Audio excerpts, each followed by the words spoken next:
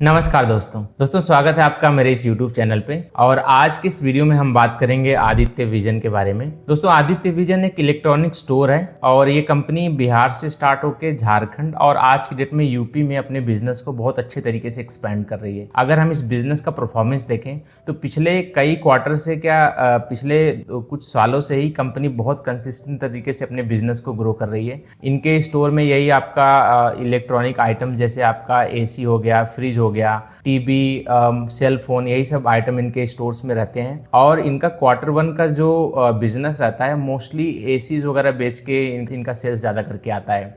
तो अगर हम इनके बिजनेस का परफॉर्मेंस की बात करें इस क्वार्टर में, तो इस क्वार्टर में देखेंगे तो 6% से ईयर ऑन ईयर बेसिस पे ग्रो किया है। अब उसके पीछे एक बहुत ही स्ट्रॉन्ग रीजन है दोस्तों। जैसा कि आपको पता है कि इस साल जो समर रहा है यहाँ पे मानसून बहुत पहले आ गया था, तो इतनी गर्मी इस साल नहीं पड़ी, जिसकी वजह से इनका AC में इतना सेल हुआ नहीं। और पिछले साल जो गर्मी थी वो काफ़ी ज़्यादा हीट था, वहाँ पे काफ़ी ज़्यादा गर्मी पड़ रही थी पिछले Q1 में, तो वहाँ पे काफ़ी ज़्यादा सेल हो गई थी कंपनी का। तो पिछले साल में सेल का बेस काफ़ी ज़्यादा था, रेवेन्यू काफ़ी बढ़ गया था, तो उस बेस के ऊपर से 30% पे ग्रो कर पाना थोड़ा सा मुश्किल था कंपनी के लिए। इसलिए यहाँ पे देखेंगे तो इनके रेवेन्यू में सिर्फ 6% से ईयर ऑन ईयर बेसिस पे ग्रोथ हुआ है। और इसके बावजूद भी कंपनी ने अपना पैट पॉजिटिव दिखाया। अगर हम पैट की बात करें तो 4% से इनका प्रॉफिट भी ग्रो किया है। तो ये अच्छी बात है दोस्तों, क्योंकि जैसे कि पिछले साल में जब सेल्स काफ़ी ज़्यादा बड़ी हो गई और इस साल समर सीजन काफ़ी ख़राब होने के बावजूद भी कंपनी ने 6% का जो ग्रोथ किया है उसको तो मैं अच्छा नंबर ही मानूंगा। लेकिन अब कंपनी, अगर हम आज की डेट में बात करें तो 179 स्टोर्स हैं इनके टोटल। देखें तो नंबर ऑफ स्टोर की बात करें अगर हम तो, और बिहार के जितने भी डिस्ट्रिक्ट हैं इनका 38 डिस्ट्रिक्ट, सारे के सारे डिस्ट्रिक्ट में इनकी प्रेजेंस है। और झारखंड में भी इनका जो 22 डिस्ट्रिक्ट में I think 20 out of 22 district में इनकी प्रेजेंस है। और यूपी में भी आज की डेट में यूपी ईस्ट से निकल के सेंट्रल यूपी और वेस्टर्न यूपी में भी इनका एक्सपेंशन बहुत अच्छे तरीके से हो रहा है। पिछले क्वार्टर में जो क्वार्टर गया है फर्स्ट क्वार्टर का, इसमें सिर्फ इन्होंने 4 स्टोर्स ओपन किए हैं, क्योंकि इनका फोकस मोस्टली अपने बिजनेस को, क्योंकि यहाँ पे काफ़ी ज़्यादा इनका एक बोल सकते हो कि इनका पीक सीजन रहता है, यहाँ पे ज़्यादा सेल्स वगैरह कंपनी की आती है, तो इनको कंपनी के परफॉर्मेंस पे, कंपनी के सेल्स पे ज़्यादा इनको ध्यान देना था।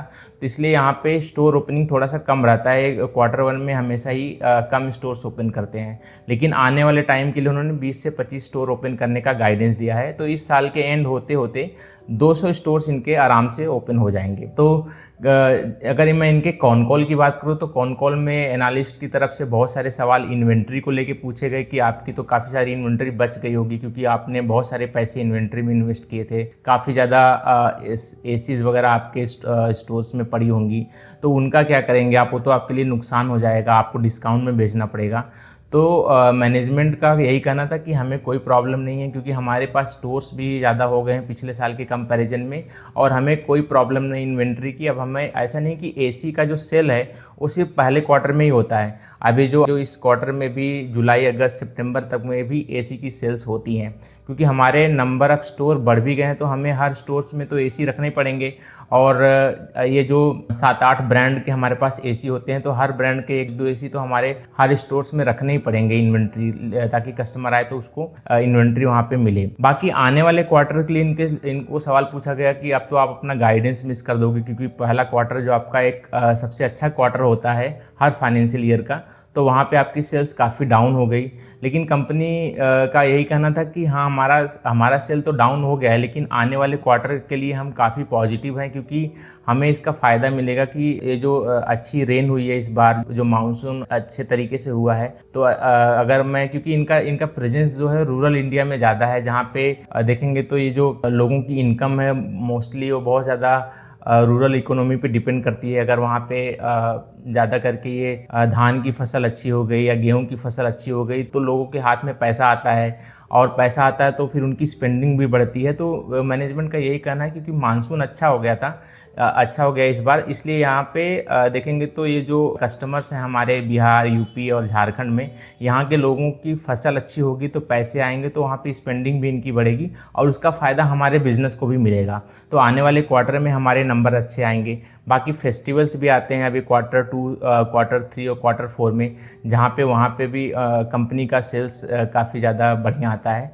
तो बाकी क्वार्टर्स के लिए कंपनी का कहना है कि हमें कोई प्रॉब्लम नहीं है, हम अभी भी काफ़ी पॉजिटिव हैं। हो सकता है कि हम अपने गाइडेंस को भी अचीव कर पाएँ, लेकिन क्योंकि हमारा पहला क्वार्टर ख़राब हो गया तो हम उसके लिए कोई आपको गाइडेंस नहीं देना चाहते कि हम इस बार भी 30% से ग्रो करेंगे, लेकिन हमारा इंटरनल फोकस रहेगा कि हम अपने गाइडेंस को अचीव कर पाएँ। बाकी ये था दोस्तों आदित्य विजन के बारे में। बाकी कंपनी बहुत अच्छा कर रही है, क्योंकि बस एक ही कंसर्न है कि इस क्वार्टर का नंबर थोड़ा सा कम आया, जबकि हमेशा से कंपनी 30% से अपने सेल्स को ग्रो करती है। अब वही प्रॉब्लम हो गई कि मानसून जल्दी आने की वजह से एसी की सेल पूरी डाउन हो गई, तो पिछले साल का बेस बड़ा होने की वजह से इस साल आपको वो नंबर कम दिख रहे होंगे। तो उसके बावजूद भी कंपनी ने अच्छा किया है ओवरऑल। आने वाले क्वार्टर में अगर कंपनी क्योंकि नंबर ऑफ स्टोर ज़्यादा होने की वजह से वहाँ से भी कुछ सेल्स में कंट्रीब्यूशन आएगा, तो हो सकता है कंपनी अपने ग्रोथ गाइडेंस को अचीव कर पाए। बाकी देखते हैं आने वाले क्वार्टर में कैसा नंबर आता है। अगर इससे रिलेटेड कोई सवाल है आपका दोस्तों, कुछ पूछना है, तो आप कॉमेंट बॉक्स में जरूर लिखें। चलिए मिलता हूँ आपसे अगले वीडियो में। धन्यवाद आपका।